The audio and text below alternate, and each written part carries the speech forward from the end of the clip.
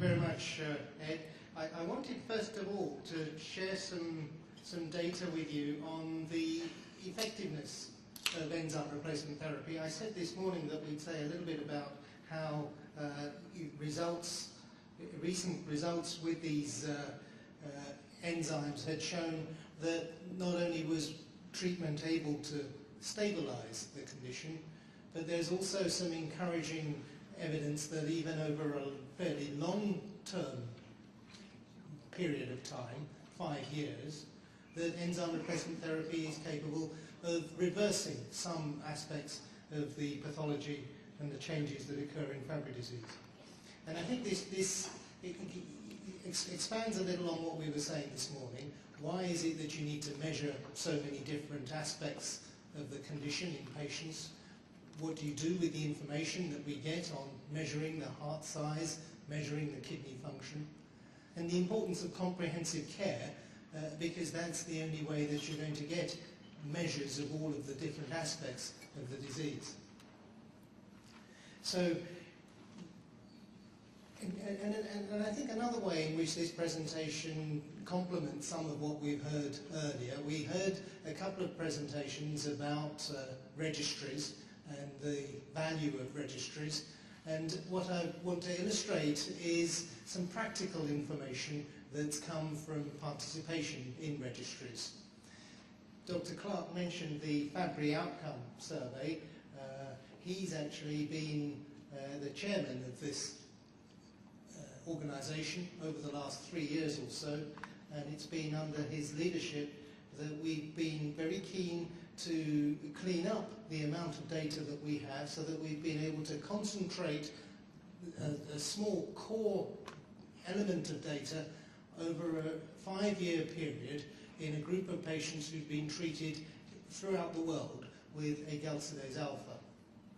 And the treatment effects have been measured in terms of the impact of enzyme replacement therapy on kidney function, the impact of enzyme replacement therapy on the heart, and we've looked both at the size of the heart and the contractility of the heart, the function of the heart, how efficiently the heart muscle pumps.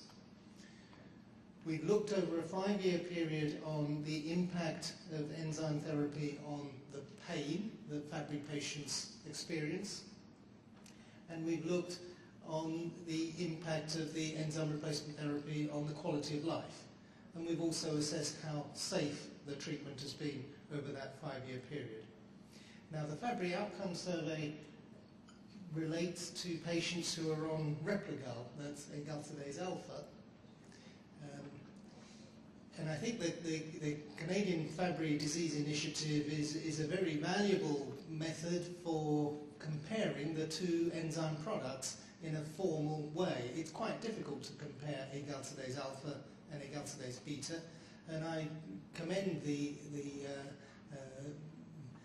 attempt that's being made in Canada to answer this important question of whether there are differences.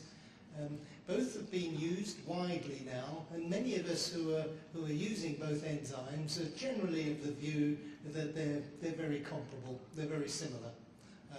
So although I'm presenting what can be achieved with 5 years of agalsidase alpha, I suspect that similar results could be achieved with agalsidase beta. In FOSS, when the analysis was conducted, there were 700 patients receiving agalsidase alpha. And as I say, what I'll be presenting will be the figures relating to their organ function at the commencement of treatment, so that's at baseline, and then at 5 years after the commencement of treatment. So we want to see what has been the impact of treatment over a 5-year period of time.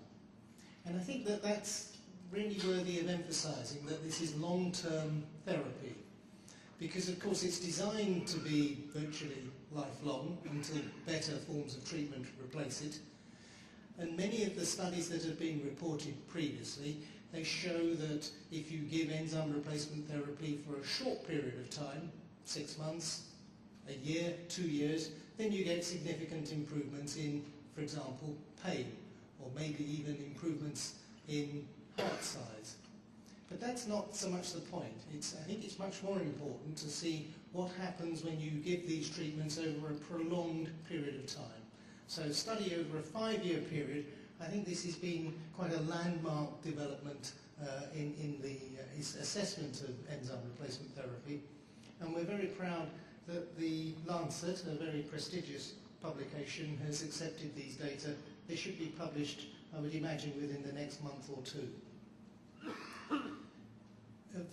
Now 757 patients have been receiving agalsidase alpha, and 181 had been receiving the treatment over a 5-year period. And about a third of them are females, 2/3 are males.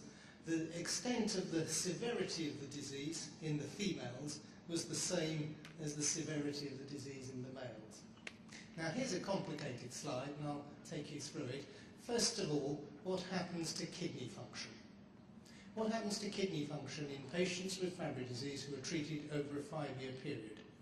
Now the first thing to think about is what happens if you don't give enzyme replacement therapy? And there have been studies looking at patients with Fabry disease over a 5-year period to see what happens if you don't give them enzyme replacement. Here's one, and what this is showing is the decline in renal function per year. So this is a fairly small study. This is 14 males who were studied at the NIH a few years ago, and their decline per year was measured at 14 mils per minute. What about a normal person? I mean, a totally normal person, the kidney function declines by about 1 mil per minute. Somebody with Fabry disease, a male with Fabry disease, one study suggested that the decline was 14 mils per minute. Of course, if you control blood pressure and you monitor patients carefully, with modern day management you can do better than that. And indeed, here's perhaps a more representative study of the natural decline of kidney function in Fabry disease. This one suggested that perhaps the decline is about 8 mils per minute in a patient with Fabry disease who's not given enzyme replacement therapy. So that's the sort of target. The target is to beat is about 8. And these are the figures that we found in the FOSS survey. They're at the top here. And they're divided according to how badly damaged the kidneys were at the beginning. So patients with CKD stage 3, these are quite markedly damaged kidneys at the commencement of enzyme replacement therapy. And you can see that in people who have quite markedly damaged kidneys, the rate of decline of renal function comes out to about -3 and a bit mils per minute per year. And in fact, these are the numbers of patients in the different groups. So there's 43 patients with really quite mild reduction in kidney function at the commencement of treatment, 33 with more substantial reduction. You can see that the decline in males, that's in dark blue, is slightly more than the decline in females.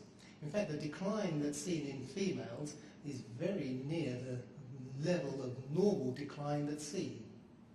But in any event, almost irrespective of how badly damaged the kidneys are to begin with, the treatment does seem to be reducing the rate of decline from perhaps something like 8 in an untreated individual to something more in the region of 3 to 3.5 mils per minute per year for males, and maybe just 1 or 1.5 mils per minute per year for females. Those are results on 181 patients treated with agalsidase alpha. And for comparison here, we've put in the figure for agalsidase beta. This is from the Fabry phase 4 study. 58 patients were studied in that publication. And that's again a very similar reduction that was achieved with agalsidase beta. So kidney function can be not only stabilized, but the rate of decline can be reduced to something that's much more manageable. None of the patients required dialysis over that period of time, so none of them progressed in their decline of renal function such that they needed dialysis.